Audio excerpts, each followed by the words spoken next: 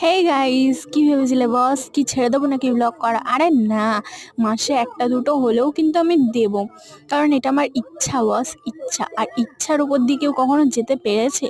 আমি তো যেতে পারিনি, তাই আমি নিজের ইচ্ছাটাকেই পালন করি সব সময়। সো যাই হোক, আজকে আমি বানাতে চলেছি সোয়া সস। আর প্রথমেই বলে দিই, আমি কিন্তু এটা পুরোপুরি ইউটিউব দেখে করছি।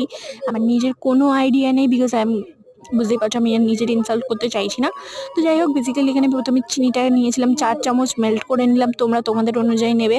তারপর এখানে আমি নিয়েছিলাম হচ্ছে আটা 2 চামচ, সেটাকে কড়াই হালকা করে গোল্ডেন করে লাবিয়ে ঠান্ডা করে একটা বাটিতে গুলে রেখেছিলাম। আর তারপরে এটাকে কালো হওয়া পর্যন্ত ফুটিয়ে তারপর ওর মধ্যে জল ঢেলে দিতে হবে, এমনি জল দিয়ে তারপরে এইটাকে ঢেলে দিতে হবে। আমার একটু বেশি পড়ে গেছিলো বলে এটা গোল্ডেন কালার হয়ে গিয়েছিলো, তোমরা পারলে কম দেবে, ঠিক আছে? তাহলে বেশ কালারটা ব্ল্যাক ব্ল্যাক হবে।